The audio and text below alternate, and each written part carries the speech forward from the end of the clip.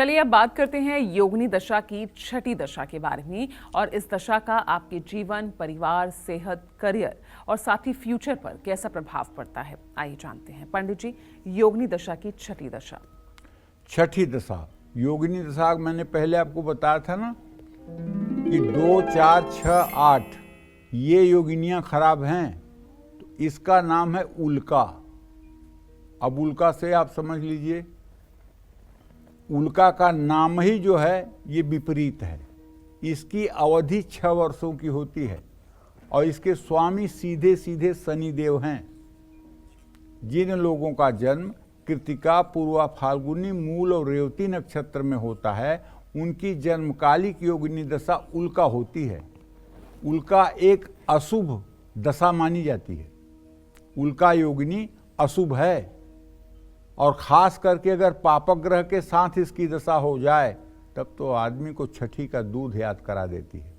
लेकिन हाँ, शुभग्रह की दशा के साथ यदि उल्का हो तो थोड़े से शुभ फल में न्यूनता आ जाती है। शनि की छाया के कारण उल्का दशा को संघर्ष और चुनौतियों से पूर्ण दशा माना जाता है।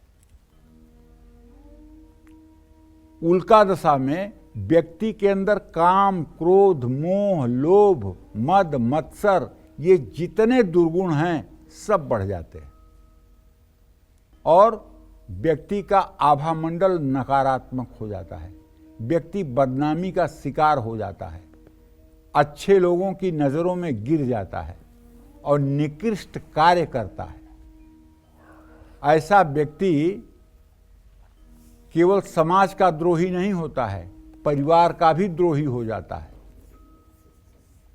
ऐसे व्यक्ति को शारीरिक कष्ट और मानसिक अस्थिरता का सामना करना पड़ता है। पापग्रह होने के कारण शनि असमंजस की स्थिति बनाए रखता है और इस योगिनी दशा का मन पर बहुत प्रभाव होता है। और मन का जो प्रभाव होता है वो 2 प्रकार का हो सकता है, एक तो सत, एक तो असत। यहाँ इसका जो असर होता है ना, वो दुर्वासना युक्त होता है मन पर असर। मन से बड़ा शत्रु मनुष्य का कोई नहीं है। अगर आप किसी इंसान को अपना दुश्मन मानते हैं तो ये आपके दिमाग की केवल गलतफहमी हो सकती है। सबसे बड़ा दुश्मन अगर कोई आपका है तो आपका मन है। आपका मन चोरी करवाता है, आपका मन हत्या करवाता है, आपका मन व्यभिचार करवाता है, आपका मन ही आपको मांस खिलाता है, आपका मन ही आपको शराब पिलाता है, आपका मन ही आपको जुआ खिलाता है, आपका मन ही आपको सट्टा और मतलब कि गलत कार्यों में लगाता है और आपका मन ही आपसे चोरी करवाता है। ये मन ही है जो सभी कार्यों के लिए आपको उकसाता है। तो व्यक्ति को बाहर दुश्मन देखने की क्या जरूरत है जब शरीर में इतना बड़ा दुश्मन बैठा हुआ है। और ये काम, क्रोध, मोह, लोभ, मद, मत्सर ये ऐसे 6 मतलब कि महारथी हैं जो पूरे शरीर को हाईजैक करके बैठे हुए हैं। जीभ डिमांड करेगी कि आज ये खाने का मन है, कान डिमांड करेगा कि आज ये सुनने का मन है, आंख डिमांड करेगी कि आज ये देखने का मन है। क्या है भैया ये सब? ये आप काम, क्रोध, मोह, लोभ, मद, मत्सर के अधीन हो गए हैं। आपकी स्वतंत्रता बाधित हो गई है। और खास करके उल्का दशा में ये ज्यादा होता है, जिससे धन और मान सम्मान का नाश हो जाता है और उसको रोका नहीं जा सकता है। उल्का दशा का संबंध अग्नि से भी है। ऐसे में ये दशा दुर्घटनाओं को बढ़ाता है। उल्का दशा में लोगों के घरों में आग लग जाती है, दुकान में आग लग जाती है, गाड़ी में आग लग जाती है, आग से परेशानी होती है, व्यक्ति के पैरों में कष्ट हो जाता है, व्यक्ति के पैरों का बड़ा ऑपरेशन हो जाता है, दांत में तकलीफ होती है, अग्नि से कष्ट, दुर्घटना की संभावना बढ़ जाती है। शनि आयु का कारक भी है। ऐसे में अगर कुंडली में शनि अशुभ है तो उल्का दशा का प्रभाव अशुभ ही होता है।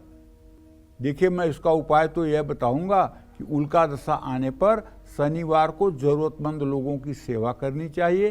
शनिवार को काले तिल, छाता, काले कपड़े, सरसों के तेल का दान करना चाहिए। शाम को सुंदरकांड का पाठ करना चाहिए। निश्चित रूप से शाम को सुंदरकांड का पाठ करना चाहिए और आपको किसी भागवतिक व्यक्ति का, किसी साधु संत, किसी सज्जन व्यक्ति का संग साथ कर लेना चाहिए और उसकी बातों को मान करके अपने जीवन को आगे बढ़ाना चाहिए। अपनी बुराइयों को उससे बता देना चाहिए। उसके बाद आपके लिए ब्रह्मवाक्य बन जाएंगे और आप बुरे कार्यों पर जाने से रुक जाएंगे। देखिए, मनुष्य जो है ये प्रारब्ध के अधीन नहीं है। ये पशु पंछी जीव 83,99,999 योनियां ये प्रारब्ध के अधीन हैं, लेकिन मनुष्य के पास चूंकि विवेक और बुद्धि होती है, इसलिए मनुष्य चाहे तो अपने प्रारब्ध को बदल सकता है। गीता अध्ययनशीलस्य प्राणायाम परस्य च नैवं सन्ति पापानि पूर्वजन्म कृतानि च। इसका ये सबसे ठोस उदाहरण है। मार्कंडेय जी को 5 साल की आयु मिली थी, लेकिन महामृत्युंजय मंत्र का जप करने से सनत सनंदन सनातन सनत कुमार के आदेश से शिवलिंग पकड़ने के कारण उनकी आयु 5,000 वर्षों की हो गई। तो कहने का मतलब है कि इस मृत्युलोक में आप भी उत्तम आचरण करके, भगवान का भजन संकीर्तन करके, भगवान में अपने आप को समर्पित करके, राग द्वेष से रहित रह करके अगर सुख दुख को भोगने के लिए आप तैयार हो जाएं तो आपके भी दुर्योग को मिटाया जा सकता है। लेकिन इसके लिए आपको भगवत परायण होना पड़ेगा, ईश्वर की शरणागति लेनी पड़ेगी। जो आपके अंदर मैं है, इस मैं को खत्म करना पड़ेगा। This is my responsibility, this is my duty. अरे क्या है, अब पूछो ना तुम्हारे कितने बच्चे हैं? 1। अच्छा, दूसरा कब करोगे? नहीं करूँगा। क्यों? एक की इतनी महंगाई में तो खर्चा नहीं आ रहा है, तो दूसरे का कौन करेगा? अच्छा, तुम कल जियोगे इसकी गारंटी है? कोरोना में आदमी खटमल की तरह मर रहे थे, कल तुम मर जाओगे तो तुम्हारे एक बच्चे का कौन परवरिश करेगा? कोई जवाब नहीं। तो अगर 2 हो जाएंगे तो अपनी भागी लेकर आएंगे। तो इस बात का किसी को ज्ञान नहीं है।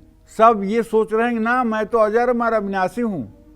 पैसे के पीछे ऐसे दीवाने हुए हैं कि जैसे सब लेकर जाएंगे। माचिस की तीली भी नहीं जाएगी बच्चों साथ में, एक माचिस की तीली भी आप नहीं लेके जा पाएंगे। इसलिए तिल तिल करके जो जोड़ रहे हो ना, वो सब यहीं रह जाएगा। इसलिए सोच लीजिए, भगवान गिरी करना बंद करिए, मैं मेरी की भावना खत्म करिए। हाँ, जो करेगा ईश्वर करेगा, जो चाहेंगे प्रभु करेंगे। आप केवल कार्य करिए, आप अपने काम को करके भगवान को समर्पित कर दीजिए। जय मां विंध्यवासिनी।